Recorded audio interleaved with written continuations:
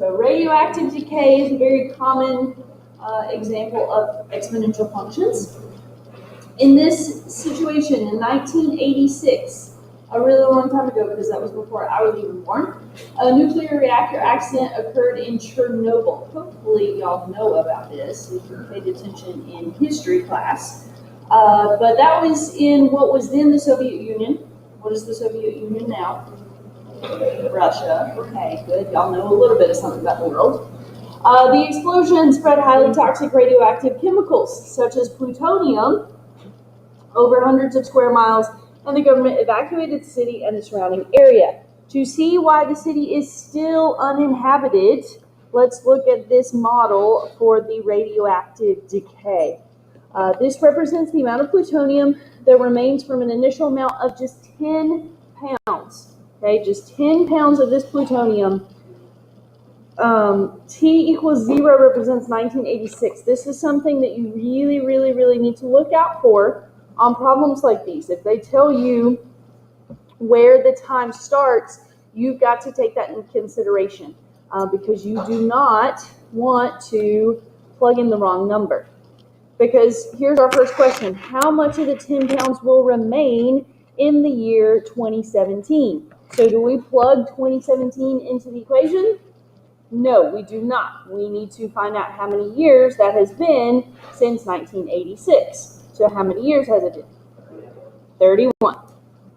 Okay, it has been 31 years since this explosion in 1986. So our equation is P equals 10, 1/2. Okay, radioactive decay does have a half-life. Half of it decays after a certain amount of time. So 31 is our T. Look at what we're dividing by, 24,100. Okay, so this is very easy. This is plug and chug, but you have to be careful with parentheses. Okay, you must be careful with parentheses. You got to put parentheses around the 1/2. That one's pretty easy because it's in the problem already. But the other part you have to put parentheses is around that entire exponent. If you do not put it around the 31 divided by 24,100, then it's not going to give you the correct answer. Okay? So let's see here. After 31 years, there's still pretty much 10 pounds of this stuff left. And it is very toxic radioactive material. So that's why, to this day, no one still lives in Chernobyl. Okay, it has been evacuated and no one lives there because it's still pretty much all there. Okay. For me, usually on these problems, I like to round to 3 numbers after the decimal, just for some accuracy, and then it's a word problem. You should always have units. Okay, you should always include units in your word problems. So we're talking about pounds.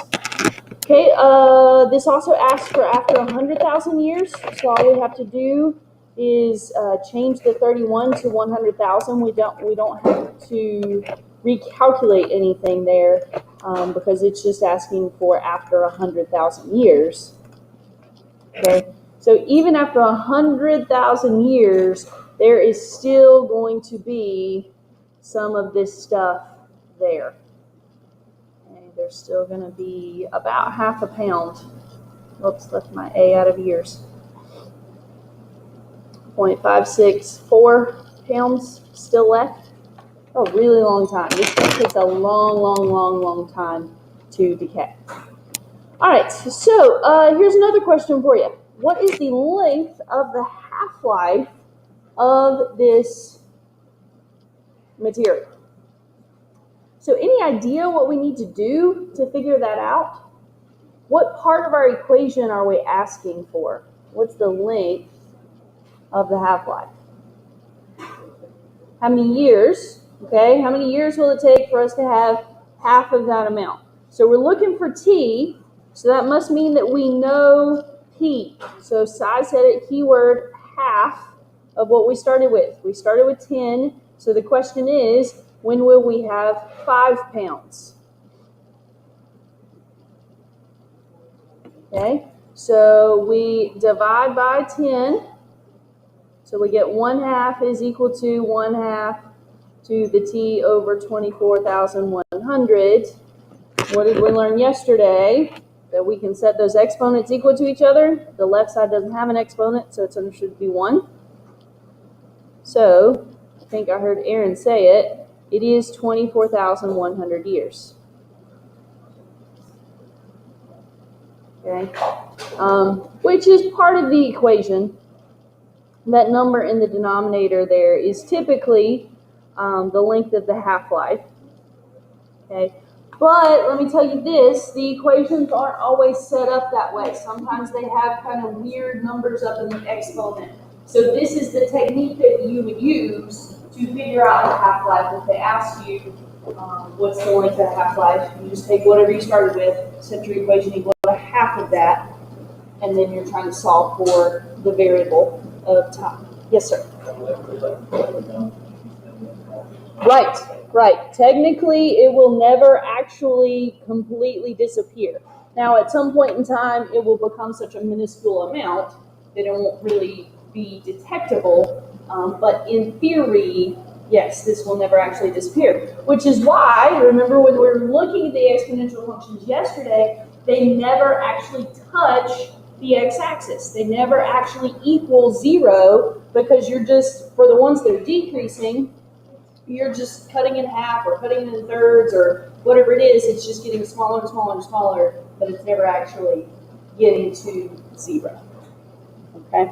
So, really, really long time for us to just have half of it. 24,100 years. So, pretty serious stuff there. Okay, let's look at this right here. Consider the model. F of x is equal to 500 times 0.2 to the x. Okay, 500 times 0.2 to the x. Oh, did I skip the little blurb there at the bottom? Did my notes get out of order? Nope. Okay. Well, at the bottom there, sorry, flip back. I don't know why I don't have this on my notes right here. But we've got our exponential model, okay? B times a to the x. Yesterday we just looked at a to the x, but let's talk about when we put a b in front of that. That is typically our initial value, okay? That number in front is the initial value. The base of the exponential represents the rate, okay? It represents the rate. So let's look at this specific model here, 500 times 0.2 to the x. If we were just going to make a general quick sketch of the model, 500 is our initial value, okay? That's the value when x is 0. So I'm just making a general quick sketch. I'm just going to pretend that that's 500, that I scaled it, you know, so that it's appropriate.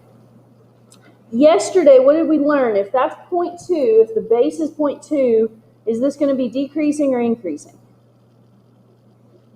Decreasing, because that base is between 0 and 1. So this function is going to look like this. Okay, that's just a general quick sketch.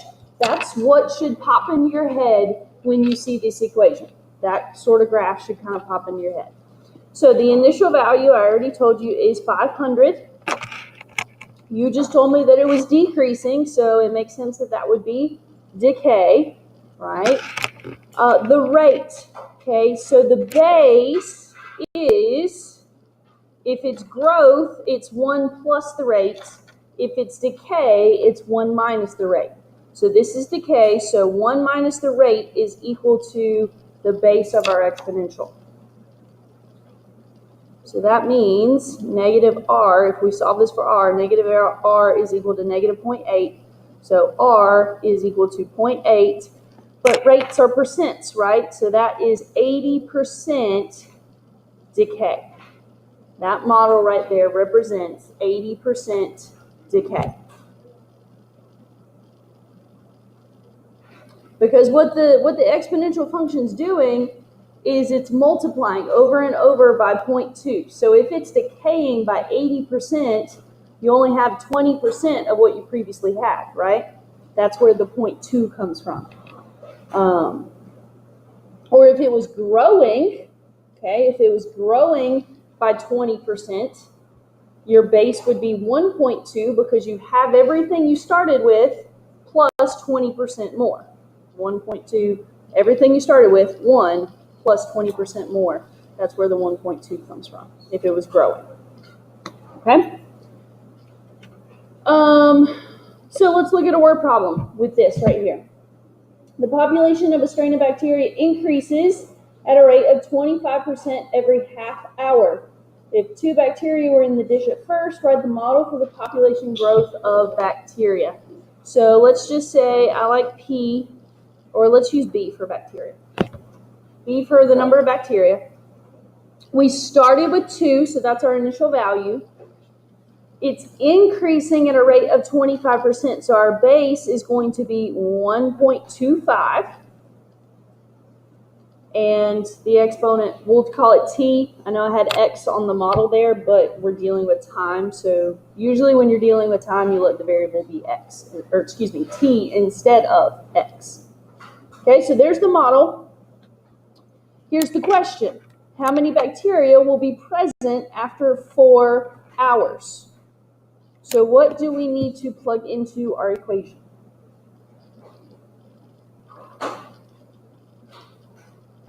Be careful.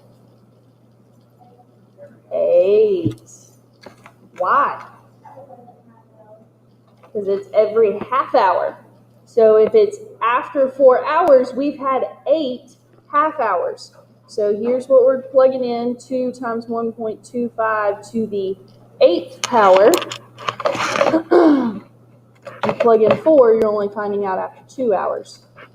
Okay, 2 times 1.25 to the 8th.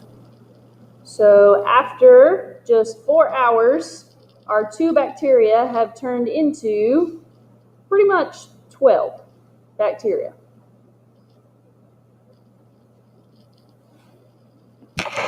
Okay, pretty much 12 bacteria. So that's how you would use, or that's one way you can use these models. Questions?